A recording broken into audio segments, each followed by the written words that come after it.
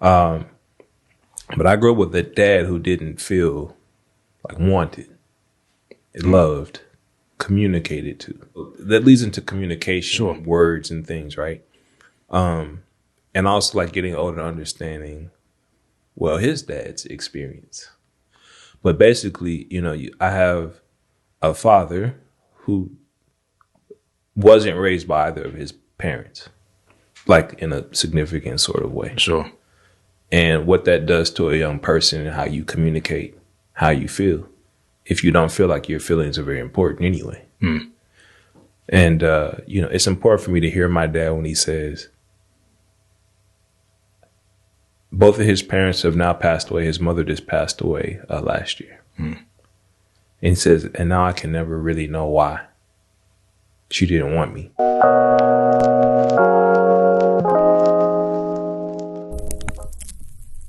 All right. Welcome to the Dear Son Podcast. This is a safe space where men have meaningful but vulnerable conversations about the fatherhood journey. Sometimes those conversations are heavy. Sometimes they're light.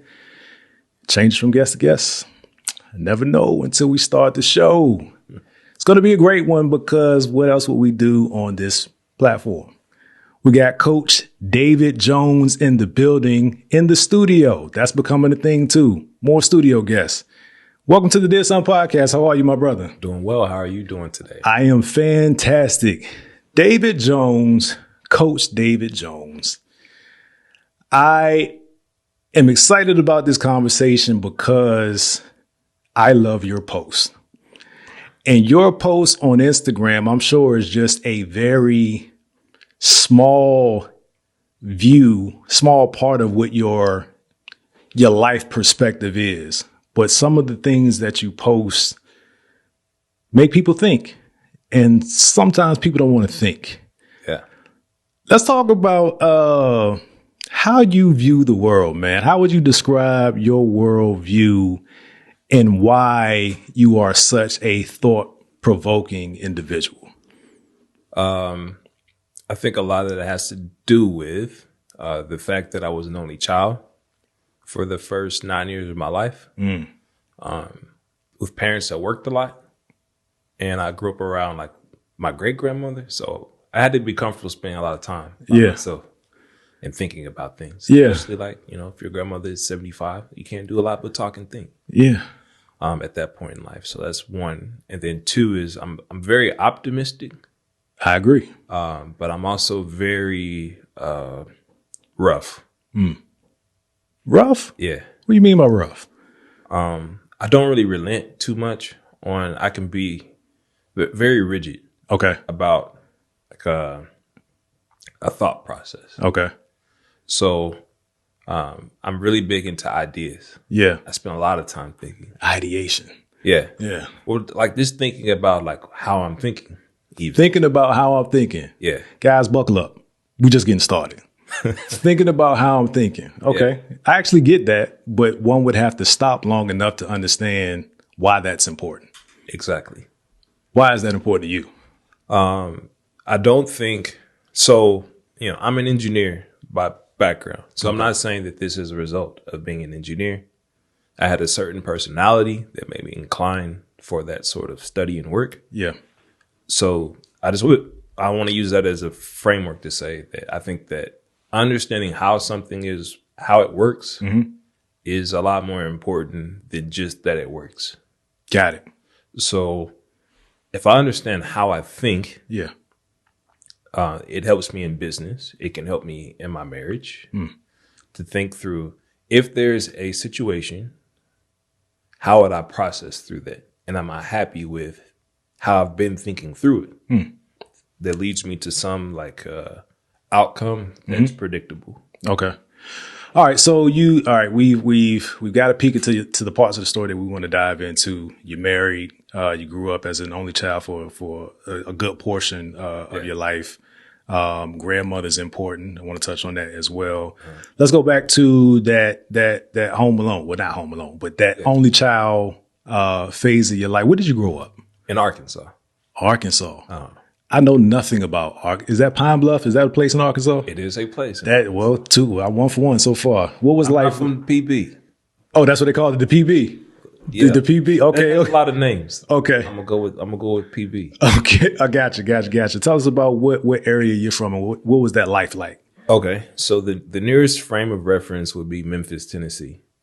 Oh, a whole nother state.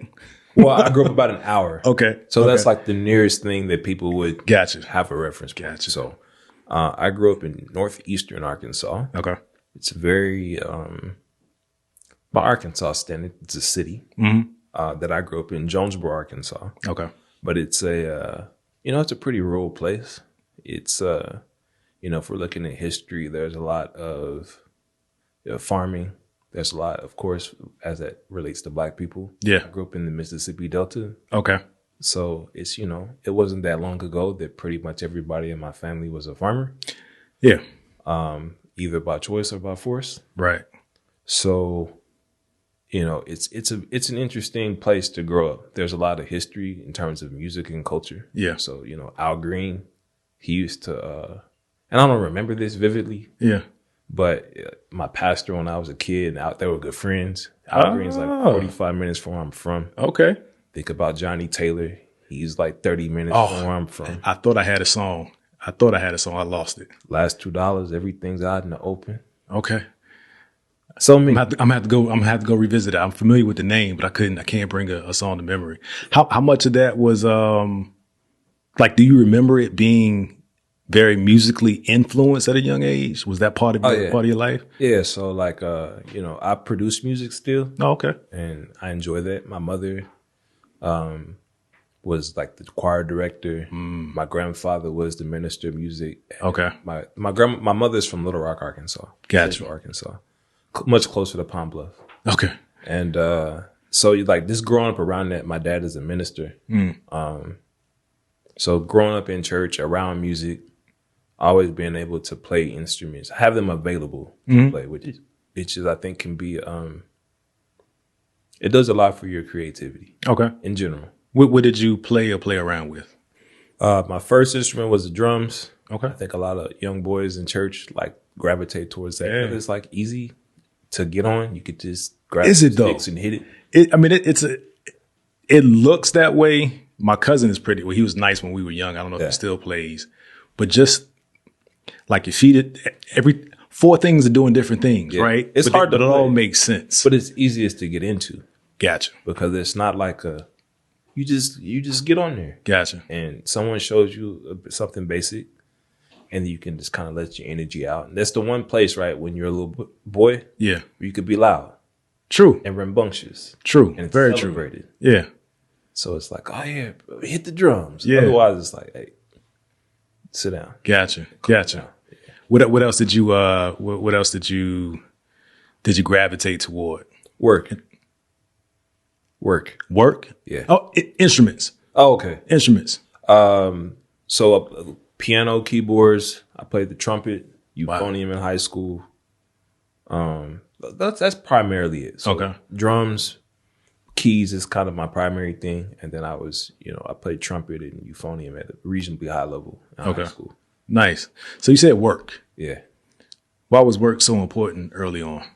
And what did you see modeled in terms of shaping that importance? So, my parents, I'm going to start there. Okay. Is my mother's been in business as a hairdresser for probably 40, 45 years now. Okay. Her mother's been in business for over 60 years. She still goes to work every day. They're both business owners? Mm-hmm. They're both hairdressers. Okay. So my mom saw her mom doing that, so she did the same thing, sort of thing. I grew up with a dad. He's been at his job, since he was 18 years old.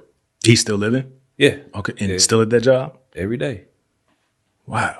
And my dad is also always got something going on on the side. So my dad now, what he does, I'll get to that real quick, is so when I was always interested in making my own money in business. It was just always in work.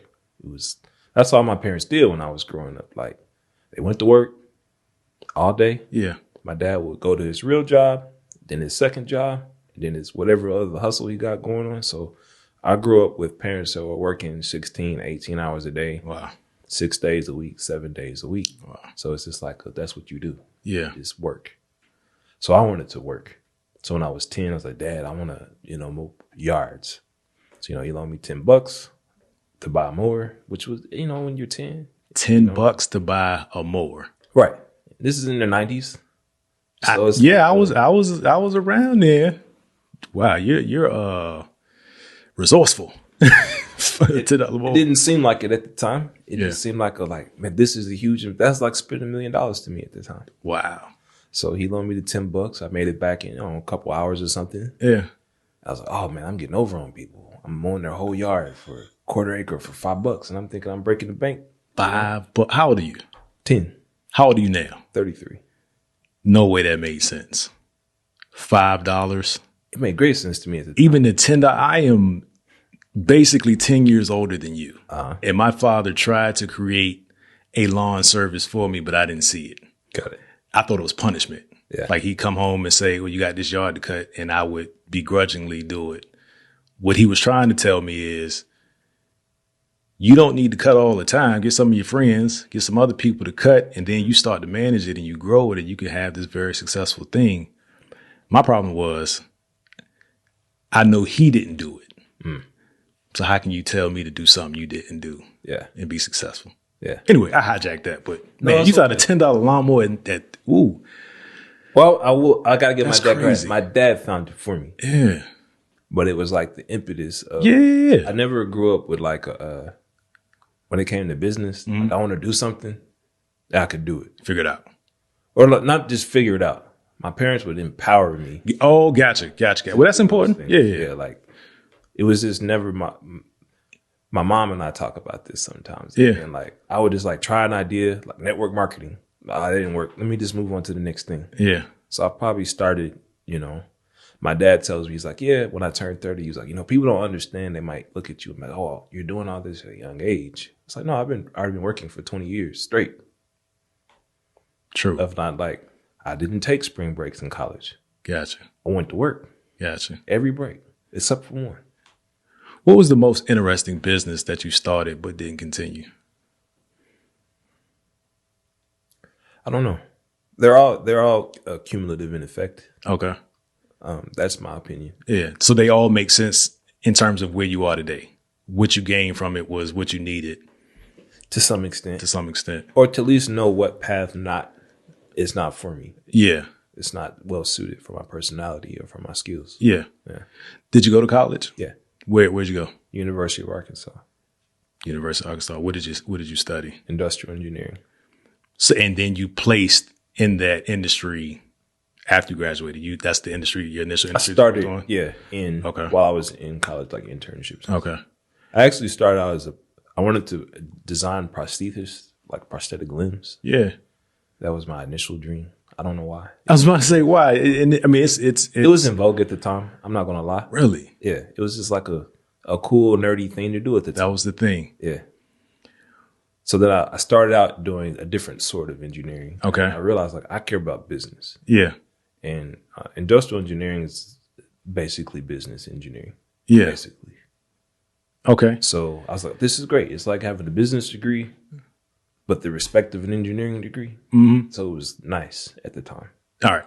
Before we get there or continue there, you brought up your grandmother. It sounds like you spent a lot of time, and it makes sense if your parents were always working. Yeah. Talk about that influence that time which your grandmother had on your life growing up and even now. I think that there's a certain pragmatism that comes with age that's helpful for a young person to see. And that is that and then this is me looking back at this, realizing this in real time. But having a great grandmother, not just a grandmother, a great grandmother. Wow. Who also raised my father. Gotcha. And not just like I had both my parents, so they raised me, but like spending the time. But she really did raise my father, by and large part. And it's saying that there's things that you go through in life, but it will pass. And it's important to really latch on to your key principles that you lead your life by. Yeah. And that's something she didn't budge on. And I think, it's easy to look at your parents when you're a kid and not realize they're like 20, 30-year-olds trying to figure out life. They're growing up too. Yeah. Yeah. And then you have this great grandmother who's like, who can see it. Like, yeah, it'll be fine. Vantage point is very different. And she's giving me these lessons that's helping me to like almost fast track certain experiences. That's the whole point of this podcast, right? Is to collapse the timeline of obtaining information that you need early in life to avoid things that prolong the disruptive parts of your life because you don't have information, you don't have access to information, or like in my case, you didn't want the information. I think that's really really interesting that your great grandmother raised your father. Yeah. Also very influential into how you were raised, correct? Yeah. How similar are you and your father? We're the same person. I expected that. Yeah. How much did she have to do with that? A lot. Talk about it. So, my great grandmother was a woman of a few words, generally speaking. Okay. Very loving person. Yeah. But, she said what she meant. And that was that. Yeah. She was like, it's not complicated. That's what I said. I like you. I like you. I don't. Okay. Got it. Keep pushing on with your life. Right. So I'm very like black and white in that regard of being like, what did you mean? Well, I said exactly, what I meant at that time. Yeah. There's nothing left to interpret. That the words are the words. Not to me. Right. Gotcha. It's like, that's what I said. How did that facilitate the way that you and your dad communicate? Are y'all that similar in terms of less words is more impactful? What was the communication like with you and your dad growing up? So I think we need to back into that a little bit more. Let's hear it. So my dad was born to very young parents. Okay. So my grandmother and my grandfather, they were like, probably 14, 15 when they started having kids. Got it. My dad is the second oldest of all their kids together. So for frame of reference, my grandfather had close to 30. And then my grandmother has another 10. So we're not gonna breeze through that. Your grandfather produced 30 children that he was aware of before he died. We don't even have to qualify it. 30 for 30. Good gracious. Yeah. Good. Was he able to have a relationship with them? Yeah. So that's why I want to. Okay. I want to back into it because this is something I'm constantly unpacking. Okay. Now, because it influences how I interact with people now. Got it. Having this kind of thing with my dad of, being born very young parents, it's a different time. This is the 50s. Yeah. Than now. And whatever that turmoil is, all I can tell you for sure, I didn't have a tremendous relationship with either of my grandparents. Now their parents, my great grandparents, because they were still in my hometown, and I just knew them more. Okay. Particularly my grandfather's mother, who raised me a lot. I had a lot of time with her. But I grew up with a dad who didn't feel wanted, loved, communicated to. Your dad didn't experience that as he was growing up? No, so that was your experience. No. That was my dad's experience. Your dad's experience, okay. So that leads into communication, words and things, right? And also getting older, understanding, his dad's experience, which all leads back to my great grandmother as well. Well, not all, her portion of it, of this story. But basically, I have a father who wasn't raised by either of his parents, in a significant sort of way. Sure.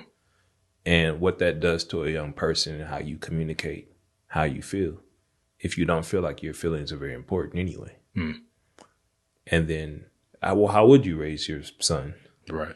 From that perspective. So it's not necessarily that less is more. It's just that less is all you have sometimes. Got it. To communicate. Have you and him had this conversation about that? I listen. I listen. I learned, I have a mother that's very communicative. Yeah. And very out, she's going to be in the mix sort of thing. And that's it's like a stark contrast to my dad. And it's when you grow up in that, and I have the personality of my dad. Yeah. And especially as I became a man myself, to realize that sometimes I just want to be heard. So it's important, and not like heard in a way that I think that, I have this conversation with my wife. It's very different when I think a woman wants to be heard and a man wants to be heard. Yeah. What that can mean. And, it's important for me to hear my dad when he says, both of his parents have now passed away. His mother just passed away last year. And he says, and now I can never really know why she didn't want me. No one ever explained to me. Wow. Right? And it's one of those things is being an adult now going through life. Life is going fast. You're trying to figure it out. Yeah. And not thinking like, oh, there's this person that's being impacted by what I am or am not saying. That's going to have a lasting impact on them. Yeah. And I'm very thankful to have a dad that was, through those experiences, was like super committed to this being, and this is something my dad says. He says, I might not be able to communicate, and I know I don't always do everything right, but one thing I will always be is there. That's important. And it is important, and Yeah. I appreciate that more and more. Yeah. As I've gotten older. But I assume it's more than there in just a physical presence. There in terms of I am here for you if you need me as well. Mm-hmm. Was that the message that he was communicating, and did he show that through his actions, that it was more than just a physical presence? This was. Oh yeah, my dad is like, I always wanted to be just like my dad. That's dope. I thought my dad was like, my dad told me a story, so this will help frame how I view my dad. Let's hear. So when I was a kid, I would break things. I've always been very inquisitive. Like, I'll take it apart. That's me too. And I would take it to my dad and be like, if I can't fix it, my dad can fix it. Got it. Right? And if my friends broke things and their dads couldn't fix it, that's okay. My dad can fix it. Your dad was the guy. In my mind. Yeah. So my dad said, you would bring me this stuff and you would just be like, oh yeah. You would have all your friends' bikes and be like, y'all broke them. And you were like, I told them, don't worry about it. My dad can fix it. I don't know anything about this stuff. Yeah. So, I might just throw it away and buy you a new one. You don't know the difference. Yeah. But I didn't want to let you down. Wow. So I grew up with this thing like, my dad can do anything. Can do anything. Yeah, my dad he knows everything. How much of that is why you think the way you think? A lot of it is I'm very self-assured in what I know. Yeah. About the things that I feel very confident about. So talking about business here. Yeah. If we're talking about like my ability to be aware about how the people feel, I feel pretty like lacking in that area. But I don't necessarily think that's a bad thing. It's just part of who I am. You're aware. At this point. You're very aware. That void, did your father show emotion a lot growing up? My dad doesn't show a lot of emotion now. Yeah. But he always gave me space to express my emotions. Really? Yeah. I think it's beautiful, but it's more often than not, in my opinion, the cycle repeats. More often than it breaks. And it sounds like he was determined for it to be different for you, even though consciously aware. Very, very consciously aware. Yeah. And he's told me this as I've become a full adult. Yeah. Of being like, I knew that what it felt like to feel like I want my dad to pick me up and to listen to me and to hear me when I'm crying. Yeah. But then like having, my granddad was, he was a rolling guy. Yeah. He was out there. The 30s. And not just that, but also, substance abuse. Okay. Alcohol abuse. He was like really living. He was out there. A pretty rough life. He died very young. He was out here. My dad is older now. Than grandfather was. When he died. I met that. Not glad that you said that, but since you said it, I am at the age, I'm within 5 years of very significant events in my dad's life and his dad's life. His dad passed from it. So they both had cancers. My dad, it's the 40s.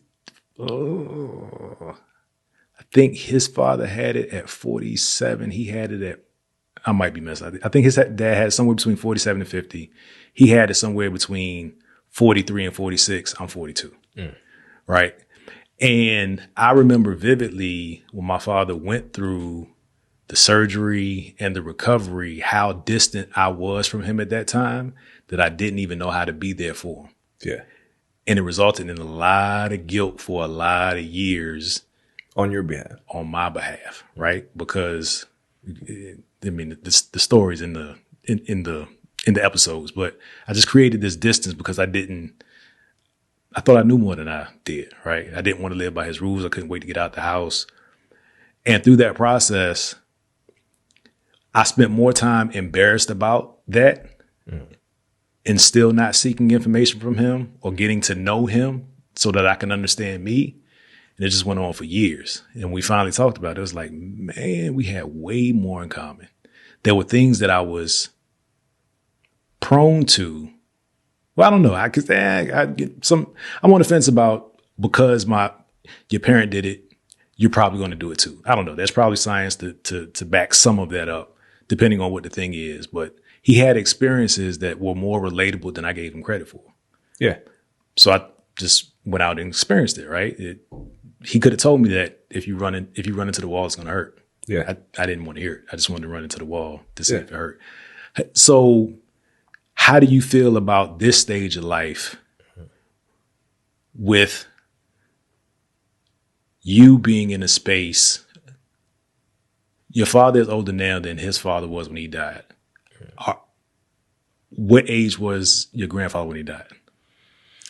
About 60. I remember I was in high school. Okay. It's my senior year of high school. One thing that I didn't give my father credit for or the grace that he needed was his father died when he was 20. My dad was 20 years old when his father died. Mm-hmm.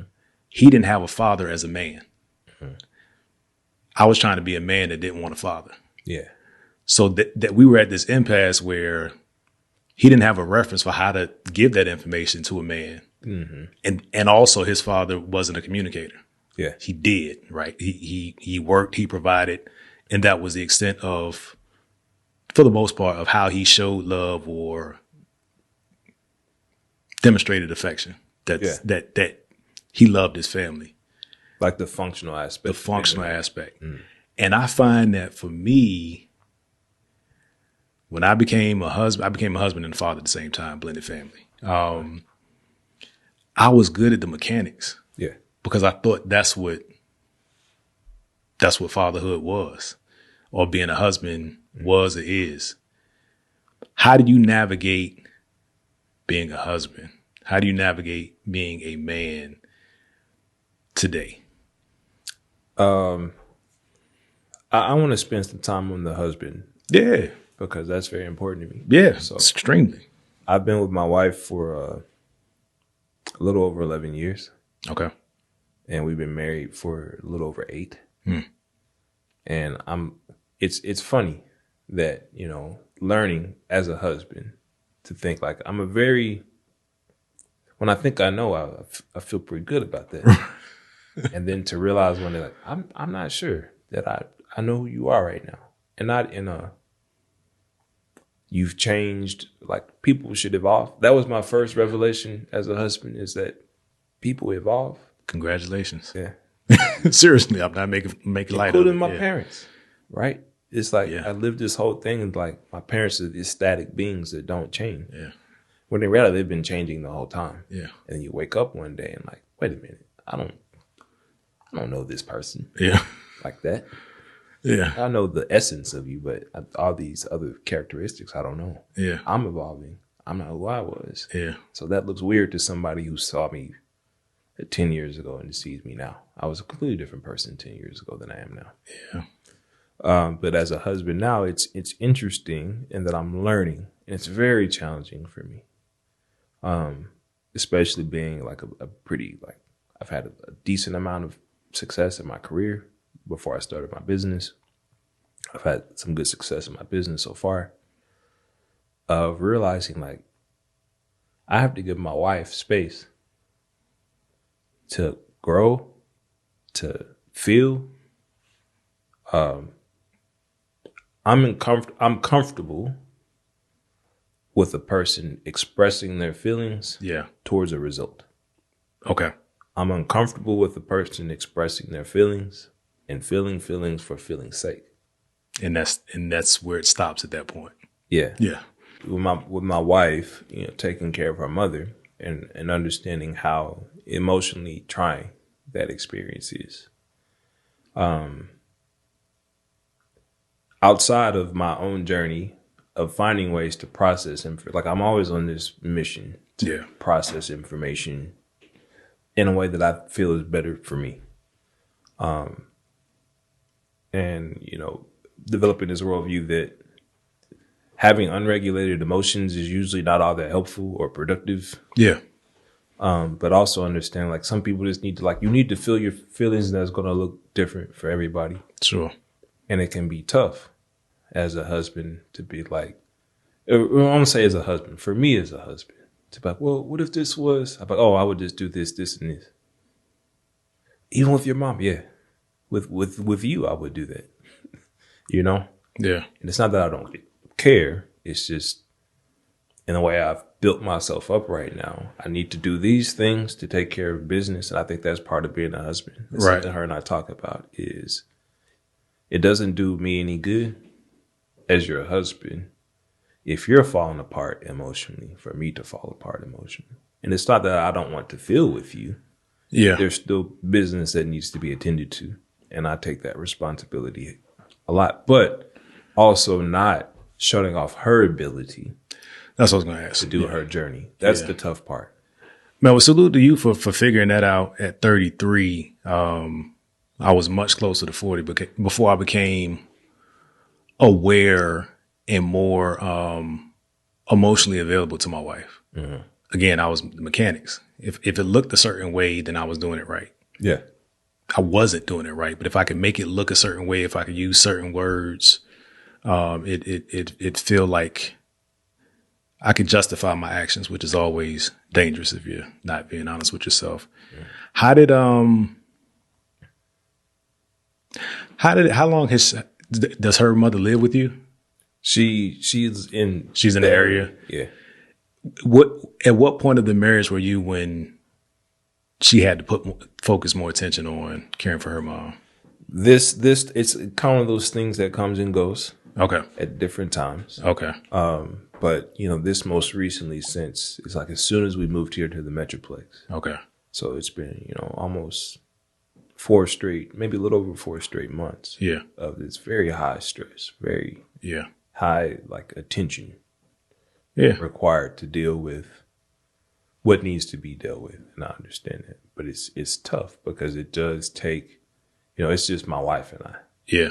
I get it. So we're used to doing things like we don't even have kids. We don't have a pet.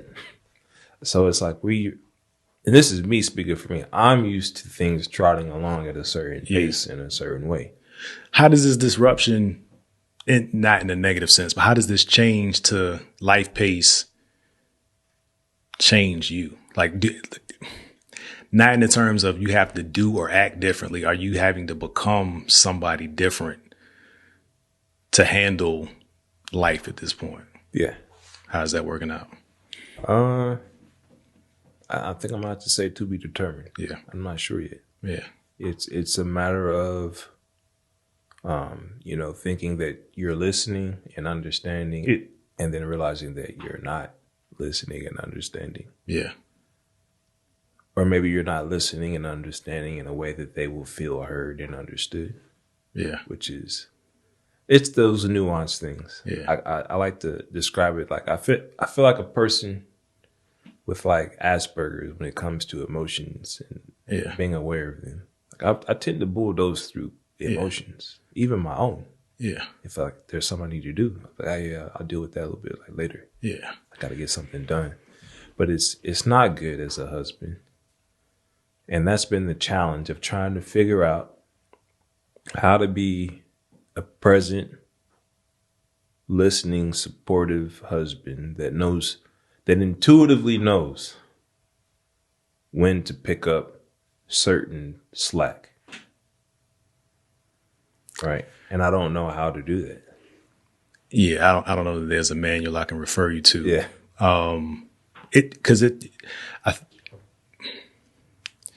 Your hyper awareness of you and things around you, I'm wondering, does that hurt your emotional relationships or impair your emotional relationships? Because for me, like I said, I was able to negotiate with myself to make sense of it long enough for me to move on to the next thing. Are you truly getting through the things, or are you compartmentalizing or negotiating with yourself and kind of talking your way out of dealing with the emotional aspect of I think it's always a struggle for me to know. It's really hard for me to know in real time. So I'm a big advocate of therapy. And so I have therapists. Okay. And when I'm unsure, I'll ask my therapist. Okay. Like, I'm not sure if I'm dealing with this, if I'm just compartmentalizing this, and also being aware that there's times where both of those are useful things to do. Right. Depending on like what needs to happen. Yeah. Or feeling like, maybe I should feel strongly about this and I don't. And then what does that say about you as a husband, as a person? Oh man, you genius at leading into where I'm going. What do you think of you at this point? That's almost. Can you specify the question a little bit more?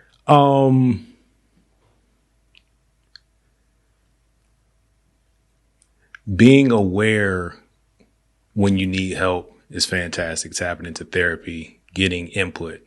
Do you feel like you're implementing and making good use of the recommendations, those conversations, or are they just kind of, I needed to go to therapy, I recognize it, I went to therapy, box check?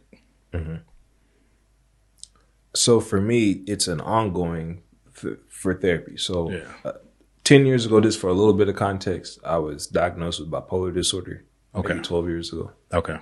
And that like really rocked my world because I'm not a crazy person. Yeah. So we won't go through that. Yeah. I struggle with that. Sure. I'm not crazy. So it's like walking through, what does this actually even mean? And I look at therapy as a person with a skill set to help me understand something about myself. And I will reach my utility with a therapist. Like I've done it several times, and that I have to find somebody else to help me with the next part of the journey. Yeah. So, but when it comes to how I view myself from that perspective, with my current therapist, we've been really talking about boundaries. And boundaries being this way that, like the very definition of a boundary gives something definition. True. So as a person, my ability to set boundaries or my inability to set boundaries defines who I am in a relationship. Yeah. So early in my marriage, I didn't set any boundaries because for a number of reasons. But the long story short of that, I felt that setting a boundary in a relationship with my wife meant that I did not love her, that I could not show her love. To be clear, you don't feel that way now. No. Right. What do you think contributed to the reasons you felt that way at that time? It went to how I grew up. Okay. This goes back to communication. Yeah. I have a dad my dad's a very strong man. Not a man of a lot of words. And he'll let a lot of stuff slide. Because my dad is like always watching. Yeah. He was, oh yeah, I saw what you was doing, but I had to let you do you, sort of thing. Yeah. Whereas my mom is like in the mix. So you have one parent's perspective that you don't really know, and then maybe one parent's perspective that you know too much of. So as a boy, interacting with your dad, being a man looks a lot like being agreeable. Gotcha. Keep the peace. Yeah. Okay. Or just like giving people this space that are close to you to do all these things. And you can know, like, I didn't realize till I was older, like how that can look to a person. And like, so you saw me falling off the cliff and you just let me fall. But yeah. You had that conversation with your father?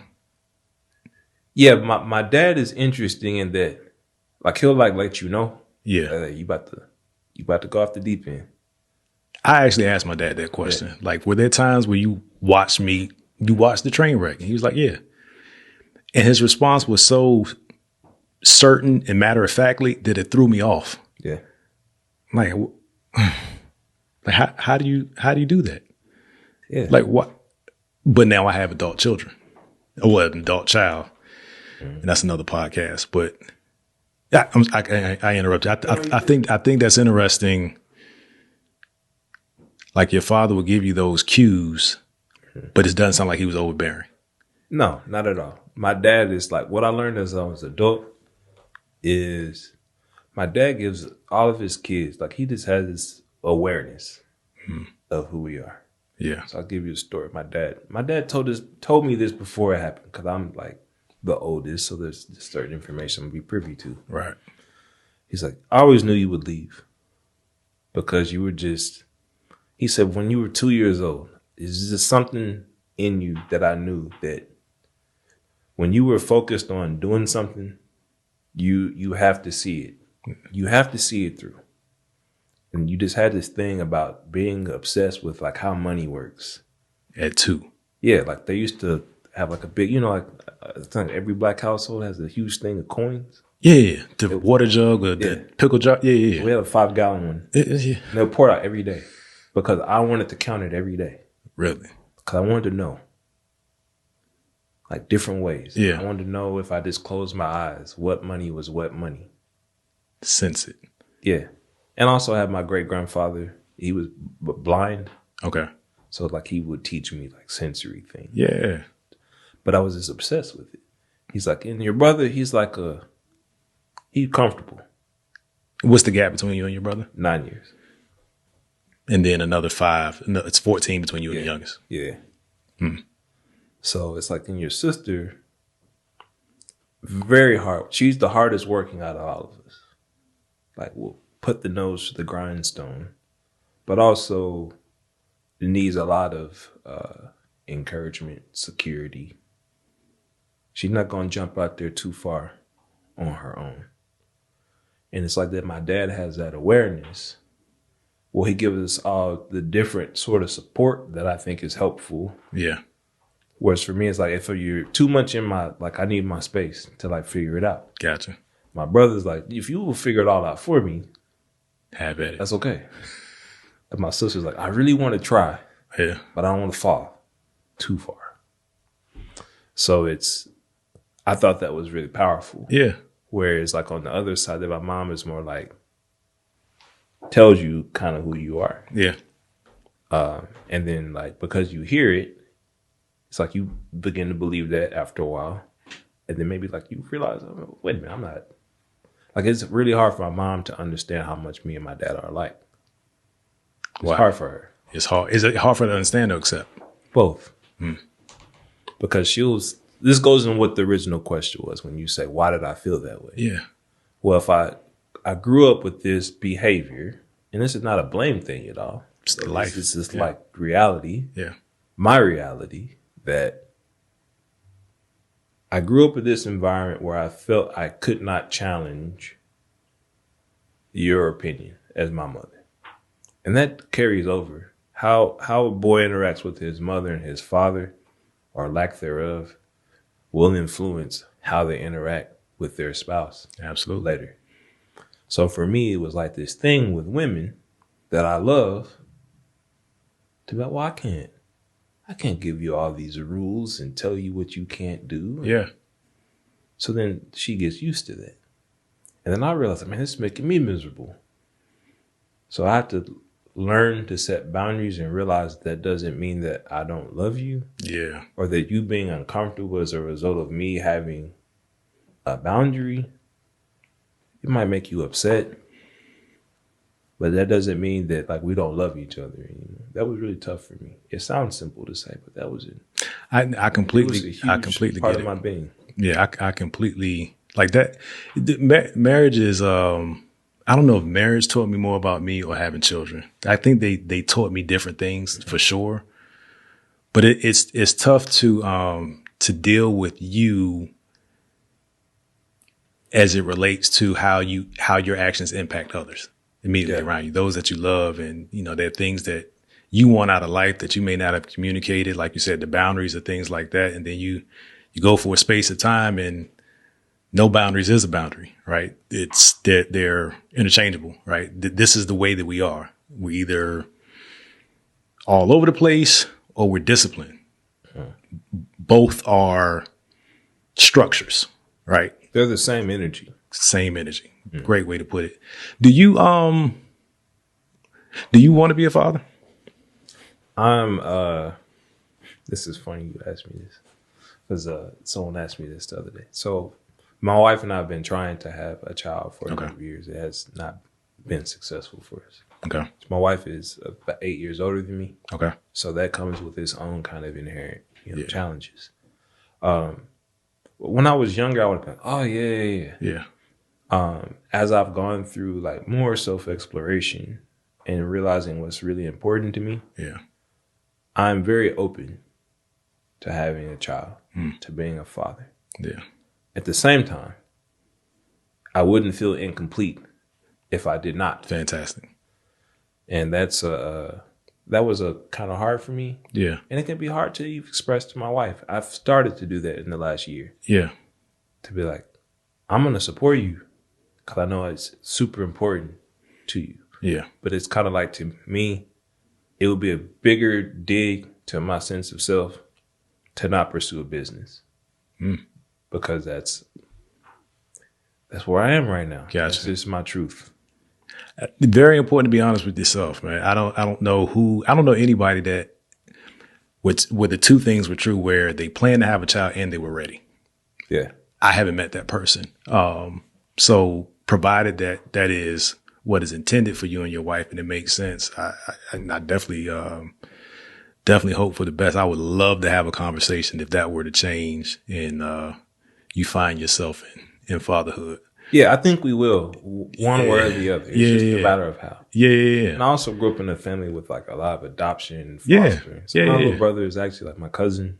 Gotcha. I completely understand that. It's a very common Black experience. Completely understand that. With things going on, so he's my brother. Yeah, and that's what matters, right? I have other people. So it's like, to me, having a biological child is also not the only way that I would define being a father. Sure. But yeah, it's just one of those things of like, I look at my great aunt died about a month ago. And my great aunt and my great uncle are my godparents. Gotcha. Also my uncle's godparents. And I realized at the funeral, they got 1 million godkids, right? They never had biological children, but they're very much parents. Yeah. I was about to expose somebody's business, but I recognize that. Yep. Yeah. And that makes sense. And I never realized that about them until the funeral, because they're just my aunt and uncle. Yeah. And I just see them that way. Right. I don't know. As weird as it sounds. It doesn't sound weird at all. I never imagined them outside of my interaction with them. Yeah. Like, there's other people that know you. Yeah, it's typically how we walk through life. Who are all these people? Yeah. These are my cousins. Yeah. All right. So let's, before we wrap it up, man, I definitely want to give you some time to bring us into the world of business. I know you're doing some very successful things. We had a bit of conversation before it started, and I didn't want to have too much because I wanted to kind of understand it in real time. But let's help the people understand what you do in business, and why this is important for me is because I want us to see that we can be a number of things, right? And I'll preface it that we can be happy and successful and love what we do and be fulfilled. And I think your journey kind of taps on some of that, at least as I understand it. So what is the business aspect of David Jones? So I'm a person who loves business as the activity of business sake. I'm Let's fairly let's let hold on. Let's let that sink in, because you drop these things that make perfect sense, but you gotta process it again when you say it. You're a person that loves business for the sake of business, for the activity of for the activity of business. Gotcha. just for the sake of it. Gotcha. So I'm fairly agnostic when it comes to what the opportunity is. I'm also aware that I can't do all opportunities. Yeah. But I think most opportunities are interesting at some level or another. So for me, it's about my life has become, younger it was about money. Then you make money and it's like, Right. I'm not happy. Right. So then it was all about happiness. And then you're happy, but damn, I'm making no money. Where the dollars at? Right. So I think it's really important to define what the actual goal is. Yeah. And to realize there's really only one goal. There's not goals. And I'll get into this for a moment. And it stems from the word priority. And that priority was a singular word until the 1800s. Okay. Because you can't have more than one priority. By nature, you're okay.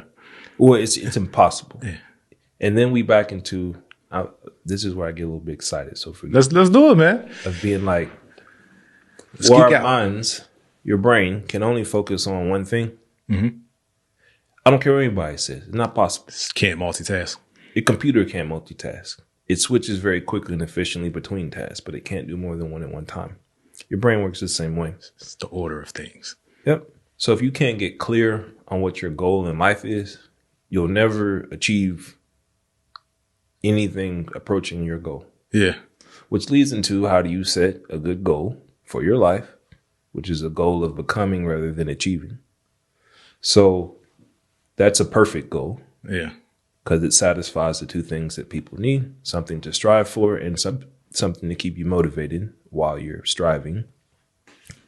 So my business now, all that to lead into saying, I'm very interested in becoming the best business person that I can be. And what that means to me is, how can I help an entity grow utilizing my lived experiences?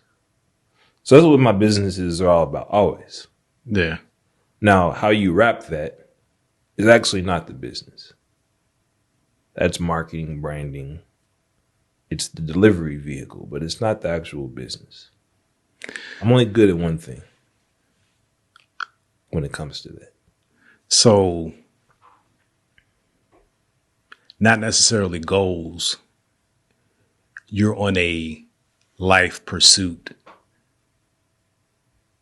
of, would you say, bettering businesses by applying your experiences, your KSAs, your knowledge, skills, and abilities. And because it doesn't matter what the project is, to a degree, you find the joy in the process. Yes. But there are projects that I'm well inclined for, which is all part of this journey of saying, for instance, if we're talking about the podcast, I think podcasting is incredibly interesting. I don't know how much value I add to that directly. You'd be surprised. Right. But see, you have more insight into that. So I would be like, okay, maybe I would be a good contributor in this space. Gotcha. But would my skill set actually be the most appropriate thing to drive that business or industry forward in a meaningful, significant way? Yeah. And those are the questions I'm always asking myself. Yeah. It's like, okay, I was an engineer, so I'm really focused on kind of technical business problems, and also the development of a person in the technical business problem. Because that's what it all boils down to me, is as a business leader, I can come show you all kinds of tools and this thing on the internet and this technique. But if you're incapable of grasping what the concept does, the concept is of little good to you. Right. So I don't spend that. I always tell people, like, the tool will become clear when it's time. So what I could do with a hammer when I was 5 is very different than I can do with a hammer at 30. Yeah. Whatever. Right? Yeah. No, It hasn't changed. I agree with that. It's part of my responsibilities in the corporate space is identifying and implementing tools and technology that make us more efficient, better, faster, smarter, increases productivity. That's how I like to frame it, right? Get rid of people, right? Oh, Streamline. there you go. Increase Yeah. increase the efficiency of your capital and your resources. Yeah, but that's part of the struggle is that people want to jump to the tool, not understanding the gaps. Or I'll even back up further. Why? I think from my experience, when a group is formed to solve a problem, they have to say something. Mm-hmm. And oftentimes, if you say something and enough people agree with you, the assumption is that it's going to solve the problem. Mm-hmm. No, you just got a bunch of people that are willing to do not the right thing at this time because they want to get rid of the project. They want to close the project out and call it a success.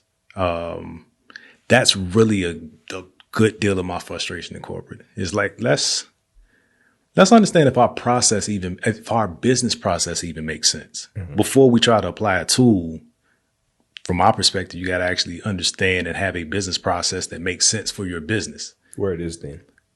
Right. And also, this is where I challenge people. This is what blows up my consulting sometimes. Well, why is it a problem? That's a question that in business is too little often asked is, why is it a problem if this person is here, if they're not here, if you grow or don't grow? And this is not like some loose thing. It's the most important thing. Yeah. It's the only thing, really. If you know why it's important or not important, it becomes so much easier to fix the problem. Because a lot of times you can just say, instead of fixing the tool, you just go, we just don't need to do it. Yeah. Just stop doing it. It'll kind of be like, right, if you're dealing your business and you have an offering and it's like sucking, like you can't make money at it. Yeah. Well, why are you even selling it? And there's good reasons. Like if you can walk through, like, oh, it's a loss leader because it's attached to this, blah, blah, blah. But oftentimes people don't know. So, well, because it leads to something. Well, you don't know that. You don't know. What would happen if you stopped doing it? Probably nothing. Yeah. And no one would care. Yeah. Like we didn't care when Apple stopped making iPods available to us. We did not. We didn't care. We did not. But think about all the other companies that are not as inventive as Apple. And they think a lot about our user experience, who keep offering us things that we don't care about, that we don't want. And they don't know why. Yeah. I think people, men specifically, attach their worth to their utility to somebody or something. Mm-hmm. And if it doesn't make sense, that doesn't necessarily mean that you go away. That means that you might be able to do something more productive that grows and develops you, but people are attached and very protective of it. And at this point, I find that funny, and some people don't like it. Not funny, but people always question whether I care. Mm-hmm. I say, why are you asking that? Because you don't show emotions. My emotions are not going to solve the problem. The information and the way I process it and the way I deduce what doesn't work to get to what works, that's what solves the problem. And it's like I have to teach them how to deal with me or how to understand. It's not even necessarily understand me, but just give them the why of why I'm the way I am, what my personality is, because that works for me. I can't be high and low and all over the place because as you ascend the ladder, you run into more problems that are bigger, impact more people. Emotions are vulnerability. Correct. In business. Yeah. Because you're easy to read. If you're easy to read, you're easy to control. Yeah. If you're easy to control, well, how can you ever be sure that your decisions are effective? Yeah. Because who's driving the ship, you never know. Yeah. So it's like, your emotions only serve one purpose. I forget where I heard this. They serve one purpose in all of life. Let's hear it. That's to keep you alive. Your emotions are good at that. If you walked out this door and someone ran up on you, your emotions, you're not going to think about it. You react. That's the only time where reactions are useful, is when your life is at stake. Otherwise, the rest of humanity that we've created is a thinking world that's based off of responding. Therefore, it's useful to respond. Business is purely about responding to things. Yeah. I think that last piece, and I want to stop there because that's not just a business hack, that's a life hack. And it's a very tough thing to adopt. It's a growth thing. It's a maturity thing. And I'm quite honestly impressed that at 33, you see it that way, right? Thank you. I hope that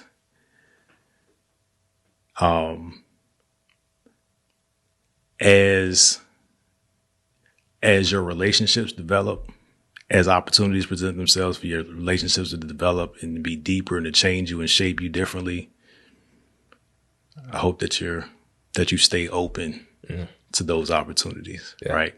And what I was asking earlier, it was a reflection of me about the whole, what do you think of you? Because some days I don't know. Yeah. I don't know. I'm 10 years up the block from you.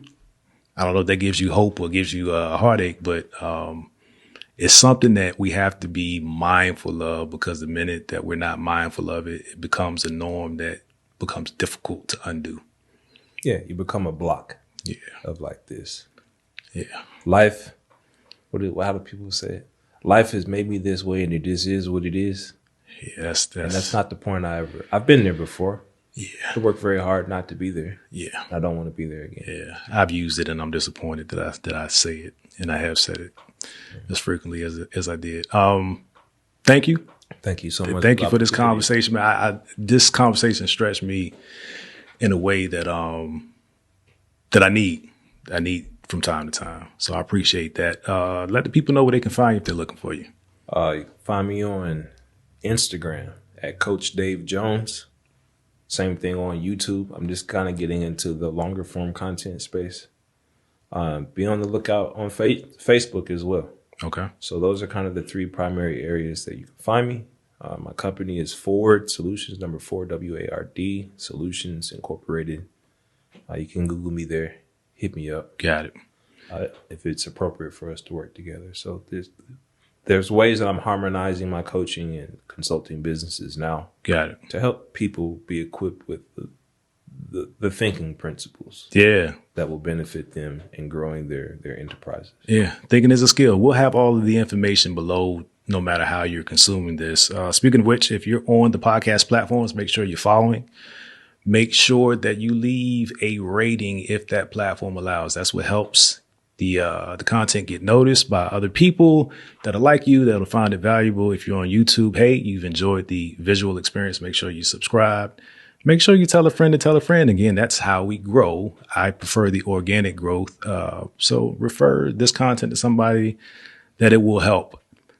That's going to do it for this installment. We appreciate you guys. God bless you. Peace. The Dear Son podcast is produced by D. John's Live Studios. All rights reserved. Don't forget to rate and review this podcast on your favorite podcast listening platform. We'll see you here next time.